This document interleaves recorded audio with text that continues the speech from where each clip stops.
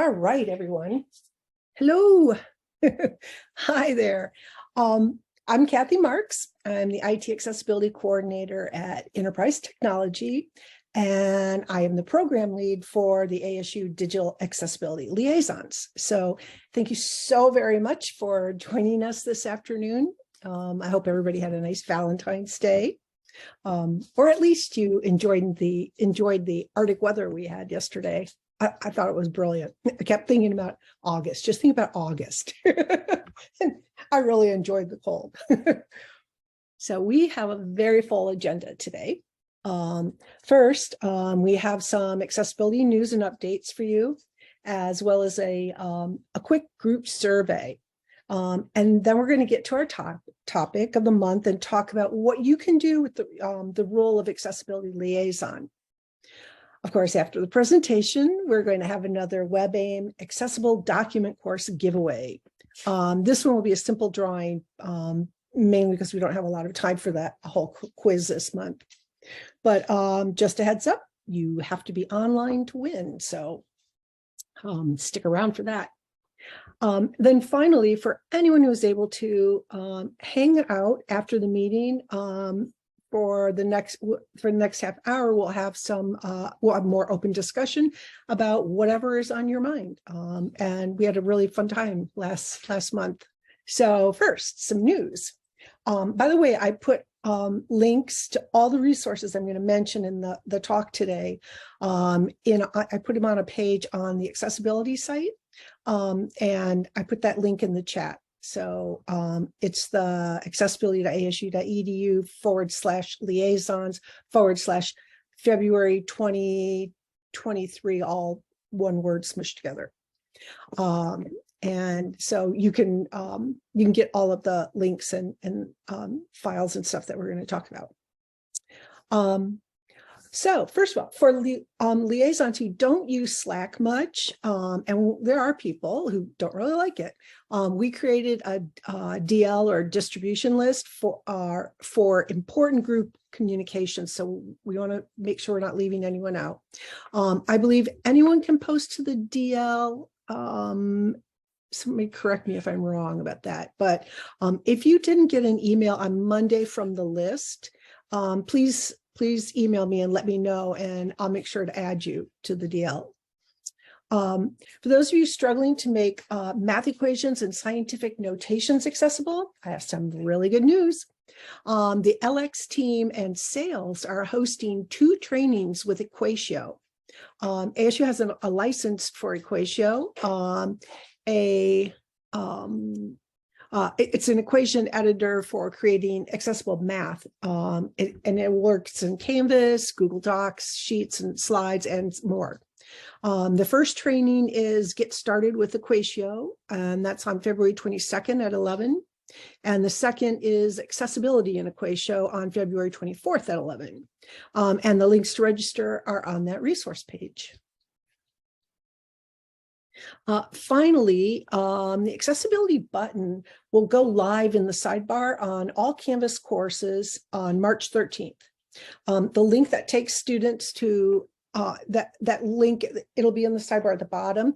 The link takes students to an accessibility help page with information on contacting sales,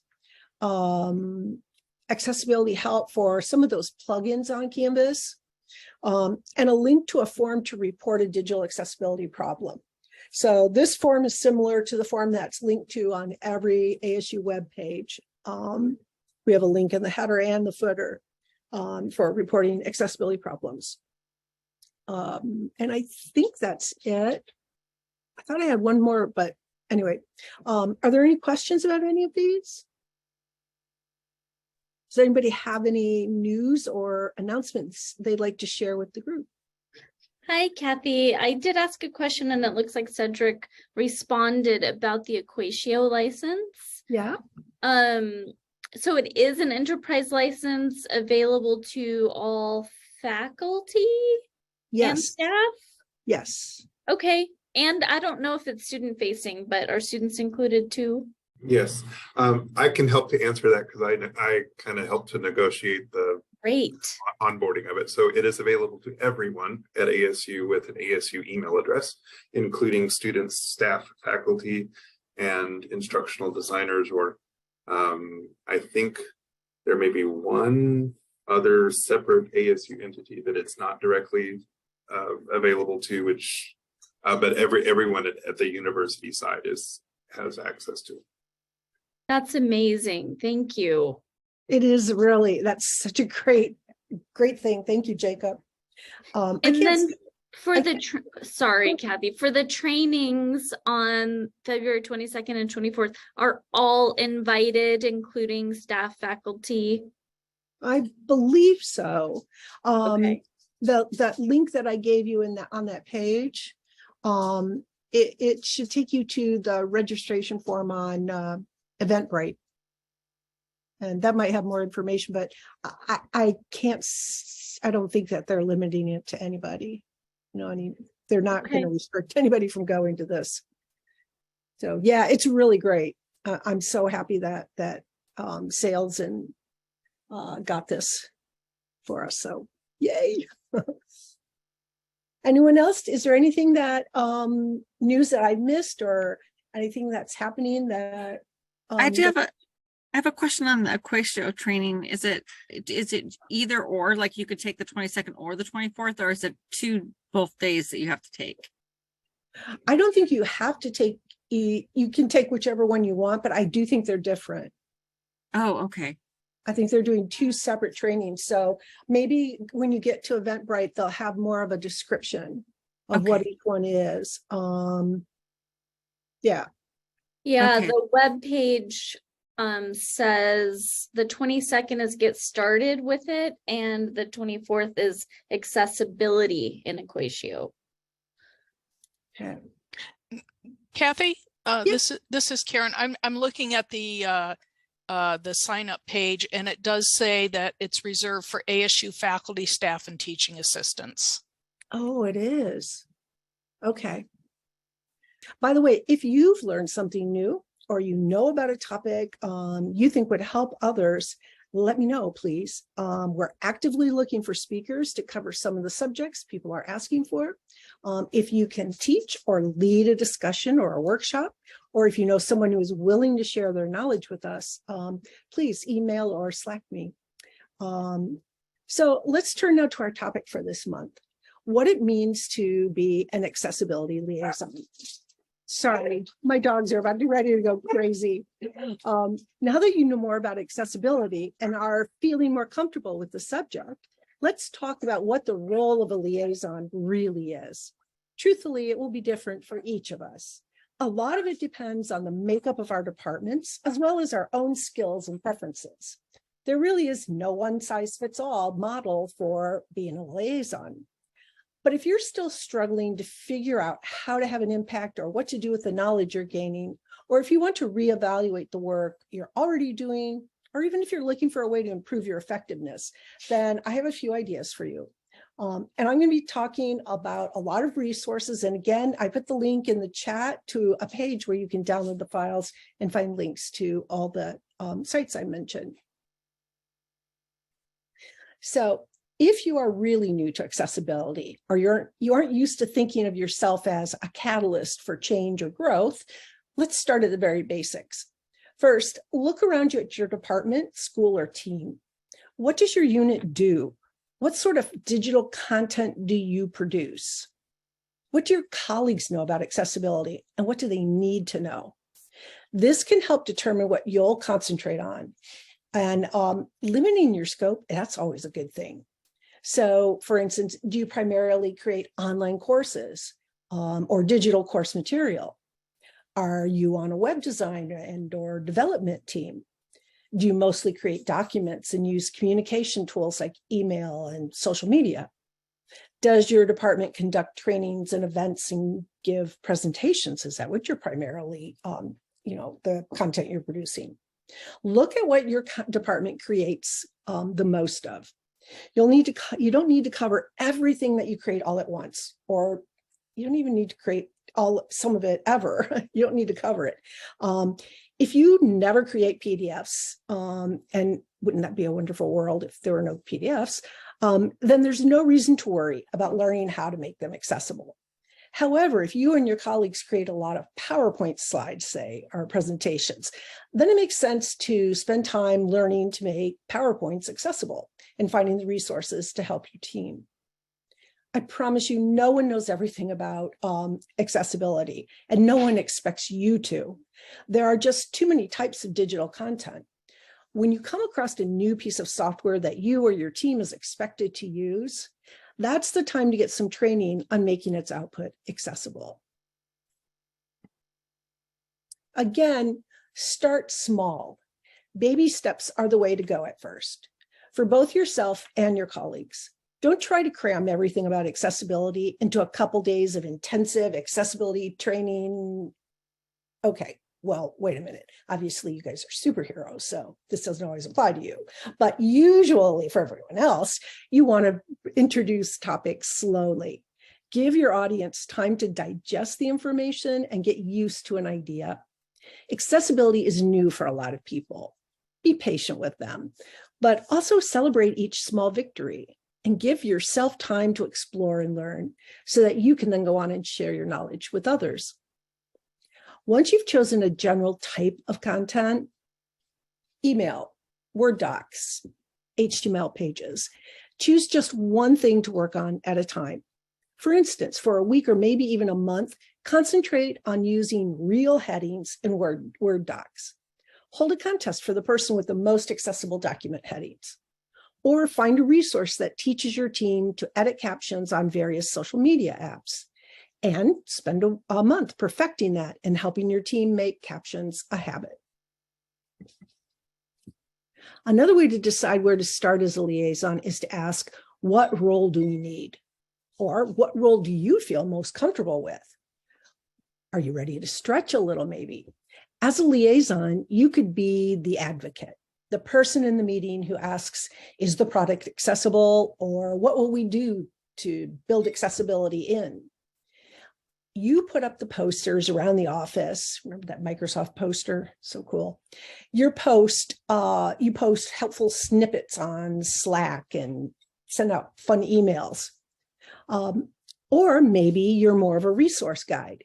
If you really don't feel comfortable yet giving advice or answering accessibility questions, be like a guidepost or kind of like a compass. You don't have to explain how to make something accessible, not when there are so many resources already available. In a lot of cases, you can just point people to the ASU accessibility site. I'll give you some more resources in a minute, but if you get stuck and really can't come up with a resource to point people to, get online and send up the bat signal for help on the A11Y Liaisons channel. Someone there will almost certainly have a suggestion. Maybe you enjoy working with people, sharing your knowledge about new subjects through training and teaching. A good way to start as a liaison could be to ask your colleagues what they want to know about and find a resource on the subject. For instance, schedule some time to play a video, then talk about it. You don't need to know the topic beforehand. Use the activity to learn together. Maybe you don't want to train people or advocate for accessibility or be a guide. Maybe what your team needs most is someone to test the content, courses, and sites that they build. Some people learn best by just tackling a problem and learning through doing, especially for teams that are already aware of the importance of accessibility, but simply don't know yet how to find out if their content is accessible. Identifying accessibility issues may be the best way to get them engaged. If this is the case, look at the testing section on the ASU accessibility site. There are tools and articles there that can get you started testing websites and courses. There's even a workshop to help you run through a full audit, including using a screen reader. And there are many other videos and articles on the web out there about testing. So Googling, you'll come up with a ton. So as a liaison, you'll also need to think about how you're going to engage with people. What mediums do you feel comfortable using? What do you have time for? Do you like hanging out and having conversations on Slack? Do you prefer in-person meetings? Do you like Zoom meetings better? If the people you work with already have established communication channels, take advantage of them. Are the majority of your colleagues already using a tool to communicate? Use existing channels where your audience already is to introduce accessibility topics. Ask the moderator or owner if it would be okay to sprinkle some digital accessibility tips into the dialogue a couple times a week. Does your faculty or team already meet for a regular weekly or a monthly meeting? Find out if you can have 5 minutes to just bring up accessibility. Finally, don't be afraid to tell people that you don't know the answer to an accessibility problem or question. I often tell people to go ahead and ask me, and if I don't know, I'll find someone who does. Because really, very few people know everything about all types of accessibility. Most of us have to look things up. And even if you feel like you don't know very much, you still know more about accessibility than most people. Your team doesn't need you to be an expert. They just want you to help them solve their problem so life can go back to being pleasant again for a while. All most people care about is that we can point them to a resource that will help them. Which brings me to the next segment of this talk. What are the best resources and content on accessibility that you can share with your colleagues to answer their questions or get a conversation started? Before I talk about resources, though, I just want to say a word about creating your own. Some people learn best by teaching others or by writing about a subject. If building a Canvas course on accessibility or shooting a new video that introduces people to an accessibility topic is the way you learn or what gives you joy, go for it, create a way. But for most of us, think realistically about what you have time for. Your time is valuable and has a lot of demands on it already. There's a ton of learning about accessibility ahead of you. And the things that are inaccessible and need to be fixed is, well, it's just enormous. There are maybe better uses of your time. For most of us, it's probably better to save your energy and use some of the material that's already out there. If you have people who have never really encountered people with disabilities or who feel awkward about talking about disabilities, there's some great empathy and awareness videos and exercises you can try. This really delightful disability sensitivity training video is short, but it can get a conversation going, and it's real short, so I like to play it for you. Morning, Bob. Morning there. Big man.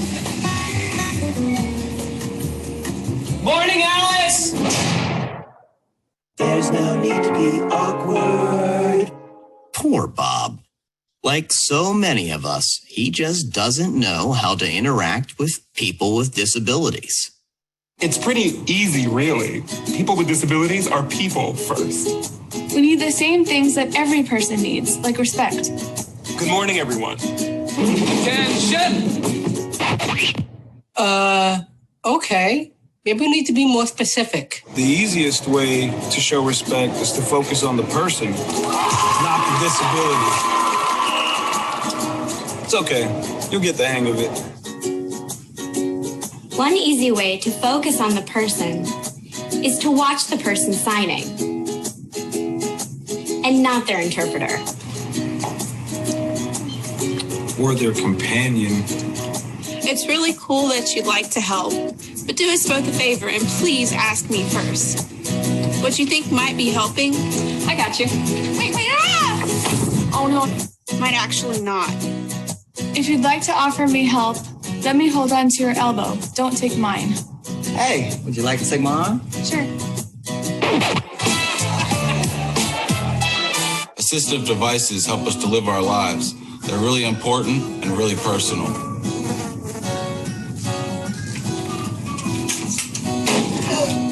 Grabbing them only makes it weird for everyone.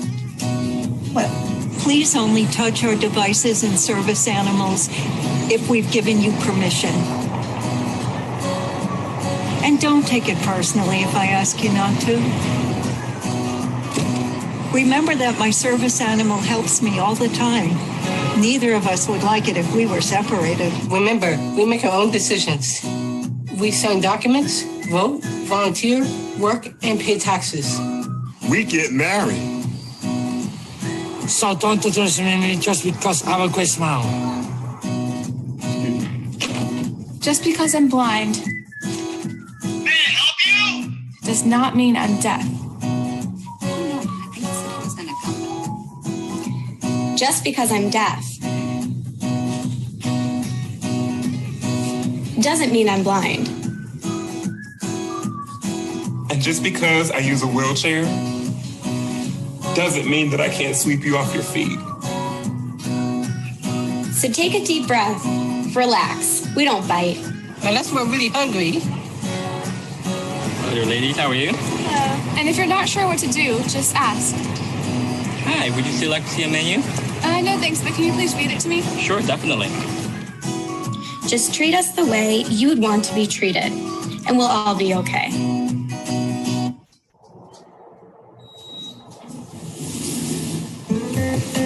Good morning. Good morning. Good morning, Alice. Right. Awkward no more. Nice job, Bob. Go forth and be human. I think that's such a great video.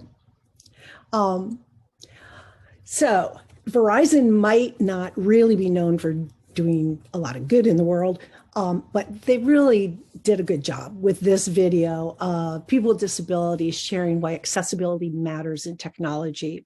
It's very short, even shorter than the last one, and can be an easy way to get across to people the importance of accessibility. Passions. Everyone should have a passion. I love fashion. I like to dress nice. I love books. I love sewing. What I'm passionate about is that everything should work for everybody. I'm currently working as a mathematics teacher in a school for the blind. I was a social worker years ago, and because of my hearing loss, I could not do my job anymore, and I left my job. I have so body, and I use assistant and I am access all the features. The advancement of technology has really been helpful to me. Now I use my phone for going online almost exclusively. If there wasn't accessibility, I wouldn't be here. I'm using my phone to read what you're saying. I have an app. In my hand, I can hold a device that keeps me connected to the world. And the only question is, how do I access it? Everyone else is looking at their smart devices, and I have to listen to it. Week 5,000 minimum. I need a consistent environment. I don't need something that's cute. I'm not here for cute. I'm here for efficiency. The machine is making things easier for me. If it makes things harder, it goes in the bay. There should be something for someone like me where I could have an insight of what's trending and get to know what goes with my body type, what goes with my skin color. Each of us have our own needs. We're all on a spectrum. And on that spectrum, all we need are the right tools to be able to gain access to what we need. All of this technology has been absolutely life-changing for me and for people with hearing loss. Accessibility, to me, is like the air. It has to be there all the time.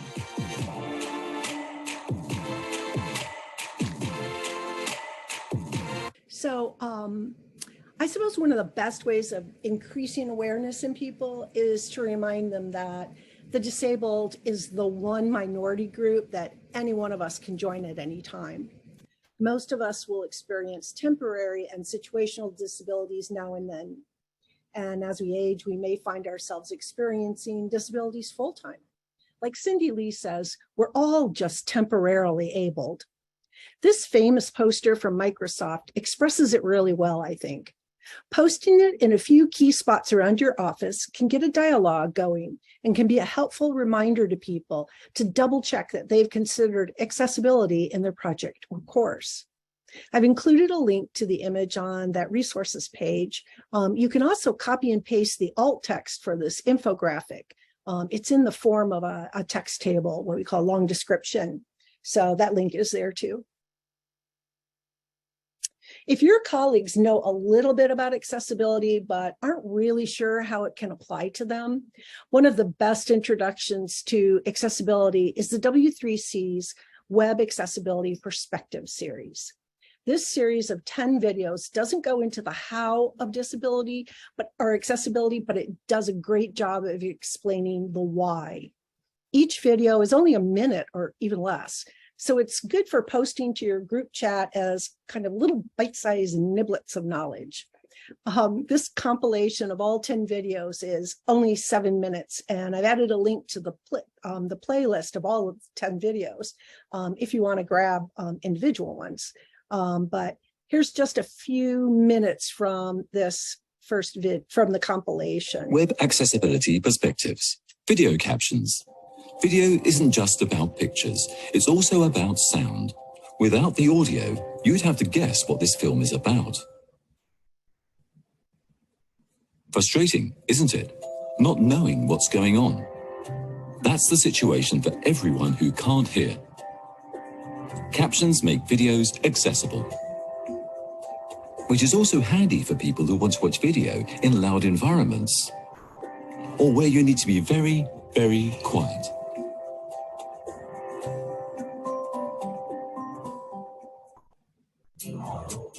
Colors with good contrast. There's something about So as you can see, this will cover 10 different topics, and it's a really good introduction to some of the basics of accessibility. So we also have some ASU Canvas courses on digital accessibility. The Introduction to Web Accessibility course covers what disability, accessibility, and assistive technologies are, covers the law and standards, and some of the most common elements that can become accessibility barriers, like alt text, captions, form labels, keyboard-only access, and color contrast. In addition, last year, the Universal Design and Accessible Technology, or UDAT group, created a course for Global Accessibility Awareness Day. It's a fun series of 6 challenges. Activities like use only your keyboard or try out a screen reader, use video captions, control your phone with your voice, contrast and color accessibility, and learning with dyslexia. A group of UDAT volunteers is rebranding those modules and expanding the whole concept. They're creating a whole series of learning pathways that will lead students to badges and will eventually cover almost every aspect of accessibility. The group is led by Mary Lauder out of Ed Plus, and I believe they're building the e-learning online course creation pathways first. I've added Mary's email to the list of those resources in case anyone would like to participate in building or in testing the modules. Now, if you have people who need something more in depth, you don't have to come up with your own accessibility workshops. There are some really good courses out there that you can direct people to. If you're comfortable with teaching, you can even lead a group through the course or teach one as a workshop yourself. Teach Access was started in 2015 by accessibility leaders at Yahoo and Meta, used to be Facebook. It's an online course on the basics of accessible design and development. The curriculum is free to use, and you can swipe bits and pieces of it or just go through the whole tutorial with people. There are also a lot of accessibility courses in LinkedIn Learning. These are free to ASU employees if you go through HR's Career Edge website. We list most of the available courses on the accessibility site on the training page. These courses are grouped by role to help you direct people to the right training. The W3C's Web Accessibility Initiative has an entire section on their site on how to teach and advocate for accessibility. They have prepared curricula based on role, descriptions and resources for topics you can cover in presentations and trainings, example outlines of presentations, and even a description of a 3-day hands-on web accessibility training workshop. They also have a very helpful before and after demonstration website that illustrates what web pages are like with and without different types of accessibility issues. Really, the whole Web Accessibility Initiative site is worth taking a few minutes to browse through. Last but not least, our friends at WebAIM are always a reliable and comprehensive source for information on digital accessibility. If someone asks you a question and you have no idea where to start looking, or you can't remember where you last saw the answer, try looking in the article section on WebAIM's site. If it has to do with accessibility, chances are WebAIM has something written on it. So at the risk of sounding corny, I'd like to say that being an accessibility liaison is really only 50% or maybe even less about accessibility knowledge. The 50% that is most important and that makes this group work is teamwork, looking out for one another, helping each other as much as we can, sharing ideas and knowledge, and working toward a more accessible and inclusive world together. Digital accessibility is a very high mountain. If you stop to think about all the digital content created each day at ASU, you begin to realize the size of the problem. No one person will ever be able to solve this problem alone. It's going to take every one of us working together. So thanks for listening. I'm really curious to hear what thoughts you have. How have you been exploring the role of accessibility liaison? How are you communicating? What is and isn't working for you? Okay. Let me stop sharing for a moment so we can see the gallery, and please just speak up. Tell me what have you been doing? How has your unit or department or college, how are they, are they liking having an accessibility liaison? Can I ask a basic go back to the beginning kind of question? Absolutely. So is it required of ASU employees, like if they're making materials, if they're making websites, if they're making social media, to provide accessibility within those documents, websites, whatever? Let's say, so you were saying, what does our department do? Well, one part of where I work is recruiting. Recruiting goes out in a lot of presentations, probably with a lot of material, paper, documents, pamphlets, things to hand out. Is it required that whoever creates those creates them? I don't know the proper language for this, to be accessible. I guess that's right. Do you know what I'm saying? Yeah, I do. I think that's a really good question. Thank you for asking that. I would say it depends on how successful you want to be at recruiting. If you want to be really successful, then yes, make your stuff accessible to as many people as possible. If someone can't access it, you're probably not going to be able to recruit them. So it's not a requirement. It's just it is. Okay, so I don't know enough about how things are done here yet to, Yeah, I hate to talk about federal law, but federal law says that we have to provide everything. Everything has to be accessible. Period. That's it. End of story. And can we get in trouble if they're not? Yeah, we can.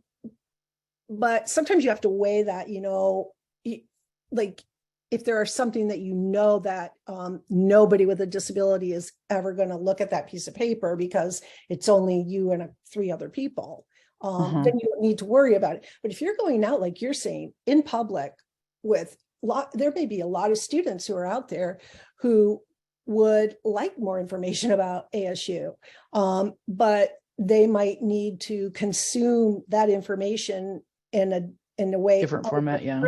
Yeah. So on our websites, are they created with accessibility in mind? That depends on your developer. If they've used, I know our WebSpark distribution is 100% accessible out of the box. Well, not 100, say 96% accessible. We still have bugs. But if the content they're putting in there is not accessible, then no, people aren't going to be able to access it. So this is something that you, like I was saying, even if you're not really comfortable with accessibility, you could ask in a meeting, how do we know this web page is accessible to people with disabilities? How do we know that someone on a screen reader can access this page? Or if you go out and give a pamphlet to someone, you know, who can only, you know, who reads things with Braille, you know, what good is a paper pamphlet going to do? So you want to be thinking multi-modalities. We talk about that a lot.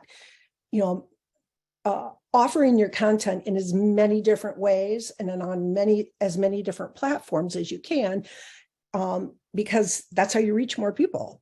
So these are the questions to ask my managers, my directors, my. Mm-hmm. When you're sitting there and you guys are thinking about creating a new pamphlet, ask, you know, how can we make this accessible to, you know, and then start looking at the different ways that you know, people with vision issues, people with, you know, mobility issues, people with who are hard of hearing or deaf. How do we reach these people? Okay. All right. I'm not directly in any of these teams. I just was thinking as an advocate role or a guide, just to say, hey, do you guys do this? And if not, here's a page you can go to learn the requirements and how to do it and the resources you need. That's what I'm trying to figure out. This is exactly why I'm here, is my role to point people in the right direction, because I'm not involved in creating any of it. So this is where I'm trying to find my role. That's perfect, Leslie. I mean, that really is, that is in a way the definition of a liaison. Okay. You know, you don't yourself necessarily, I mean, you can, but you don't have to know how to fix these accessibility problems.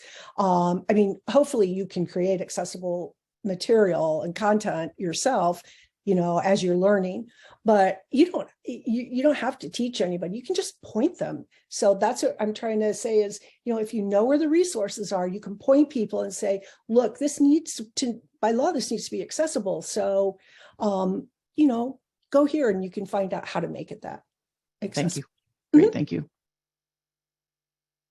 Anybody, what role, kind of what are you doing in your college or school, or have people been receptive? Has anybody gotten any pushback?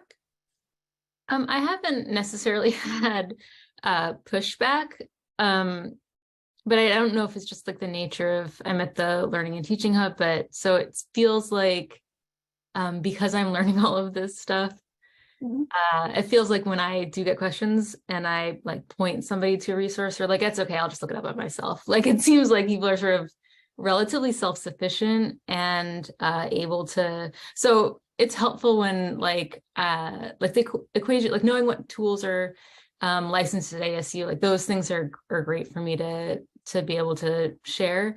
But sometimes I feel like, I think that's why I was asking last time how to do my role more effectively, because yeah, I don't know. It's not pushback, but it's also, I am kind of like, well, what's my role exactly? If you can all just do I mean, they know where to find resources and things on their own. So I don't know.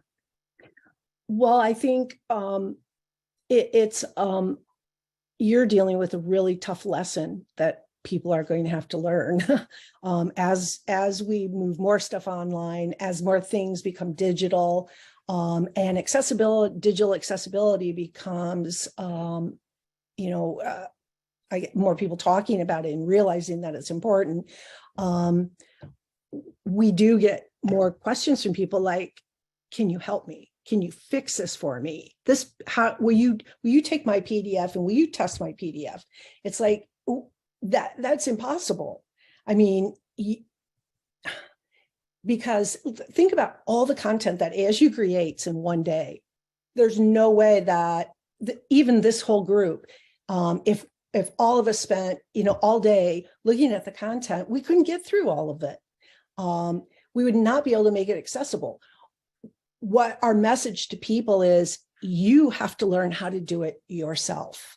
You have to learn how to make your stuff accessible, and you have to learn how to test it and make sure that it's accessible, because we don't have those kind of, I mean, we'd have to clone you, and we have you making it and somebody else testing it and fixing it.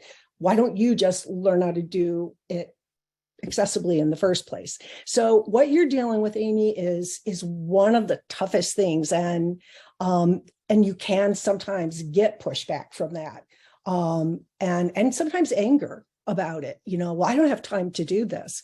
It's like, in that case, explain to them, think of all the time you put into creating this content. I mean, and all the effort and maybe even the money that went into it. Don't you want as many people as possible to have access to it? So maybe we spend this a little bit more time learning how to make it accessible to everyone. And it's hard. Sometimes you have to give people time. You have to go slowly with them, and let them get used to the idea. Does anybody else have a better way of saying that? Has anybody else come up against people wanting other people to fix it for them? Kathy, I'm with Global Launch. We teach English as a second language to students who are attempting to matriculate and eventually do register for classes in ASU. Recently, two colleagues and I, Wanda Huber, who's here, and Linda Waldenberger, who I don't think is here right now, gave, I think, a really successful workshop, two of them actually, just to accommodate teachers who weren't able to make one or the other. But we led colleagues through a workshop on alt tags and headings and the baby steps, basically, because it is a big issue. But I think we had a very positive response from colleagues, and they chimed in and said, this accessibility is not just for people with like physical impairments, but it's great for students who have intermittent internet or don't have bandwidth, students in foreign countries that are working online. And so alt tags are wonderful for that. Their computer is unable to download an image. But I think the general consensus is that making your curriculum or your overall curricula accessible makes a much more well-rounded curriculum for all students. And some students fall through the cracks. Students that are that have autistic or that are on the autism spectrum disorder that might not have a seeing or hearing impediment or impairment, but using screen readers or other assistive technologies actually helps them that aren't easily identified. So I think our colleagues really appreciated it. I think there were a lot of aha moments. There were a lot of great comments from faculty that actually taught me, because this is relatively new for me. This is very new for me. So I think it's synergistic. I think we all learn from each other. So I think it was a really good response. That's fantastic. That's really great. I don't know if you guys recorded it or if you have materials, but if you want to share with the group, I think that's great. Anybody who does anything, we'd love to have you share what you've done. Other people can build on it, or they maybe can take it and do something similar. And I think if I can piggyback on what Joe said, I think you started off your presentation talking about baby steps, and this was a real stretch for me, and it was a baby step. And I think the key is for everyone is, all right, these baby steps are not that challenging. We can all do it, but do we make the time, and can we build habits? And so that's kind of what our plan is to follow up and see how are we doing? And then maybe we can even take your idea and have some kind of scavenger hunt with all of our great new materials. So I think make it fun. Accessibility doesn't have to be this horrible drudgery thing. It can be fun. You're making your content better, and that's kind of exciting. It's like polishing it, making it really shine. And as far as the baby steps, like adding heading structure, adding alternative text to documents goes a very, very long way to getting that document accessible. Being able to jump through the heading structure, being able to have that content described through the alt text It goes a very, very long way. Cedric, correct me if I'm wrong, but WebAIM does that. They do that survey of screen reader users every year. Yeah. Yeah, and I think that headings and incorrect or missing alt text, those were in the top, at least the top 3 or 4 problems that screen reader users have. I mean, headings are the number one way most people that use a screen reader navigate a page. Number one way. Yep. Because all you have to do is hit H. Yep. You can just jump from heading to heading. It's a good way if you can't see the screen, like, someone with sight just kind of like zoom, you just see the big text, you're scanning it. That's what you can do with headings. Sort of the same idea.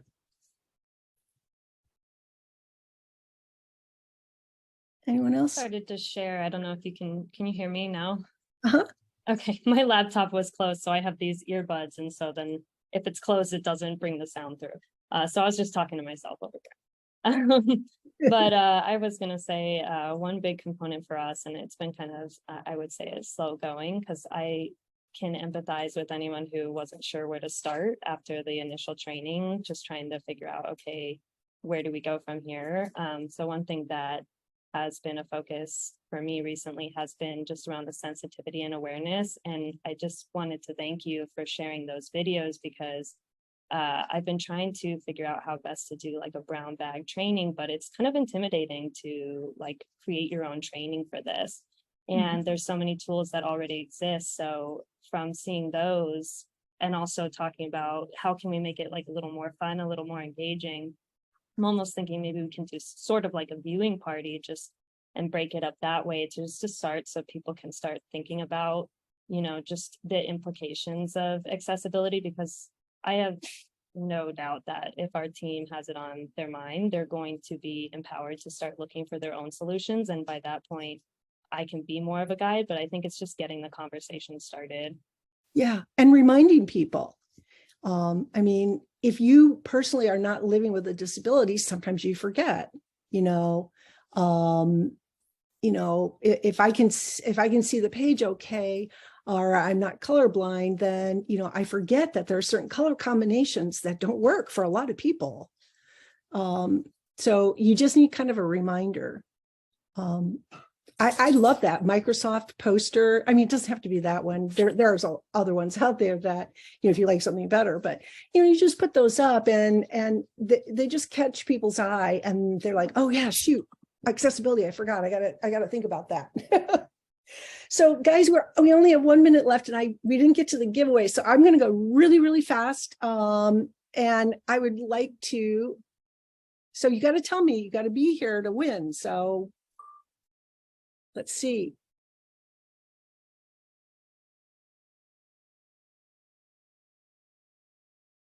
Karen, no, she was just here. Is she still here? Guys, at 2:56, Karen says I have to head off to another meeting now. What do you think? Should we let her have it? Should we let her win? Yeah. I'm fine with letting her win. I mean, really, we all have so many meetings. Okay. I mean, it's like for 3 minutes. Yeah, I think she's won it. All right, we're giving it to her. All right. Where am I here? Oh, you guys, I didn't show you the screen, did I? I thought you could see my screen, but obviously you cannot. Sorry, I found this little spinning thing. You put a list of names in, and then you spin it like a roulette wheel. It's pretty cool. We missed the best part there. Yeah, that was really fun. Okay, so we're giving it to Karen, but I'll just show you really quick. Watch. It's so cool. It just kind of goes like that. If you ever need something like this, it's free. Utopia, you would have won. So what did you do? You just download the participants that accepted or something and then put it in there? Yeah, here's the list. Oh, so it's pretty easy to put in there. So easy. Really, really easy. Wheel of names. Okay. wheelandnames.com. Yep, something fun to do. Okay, so this has been so much fun. I love talking with you guys. I love seeing you all. So thank you again for all the work you're doing to make ASU more inclusive and accessible to students and people of all abilities. If you're able to stay online, I'm going to be here till 3:30. We're just going to be chatting. Last month, we had some really great conversation going. If you can't stay, thank you again for spending the last hour with us. I hope to see all of you at the next meeting, which will be March 15th. Same time, same place. And in the meanwhile, use the A11Y Liaison Slack channel to ask questions or answer them, share resources, and find out who's doing what in accessibility at ASU. Thank you, everyone.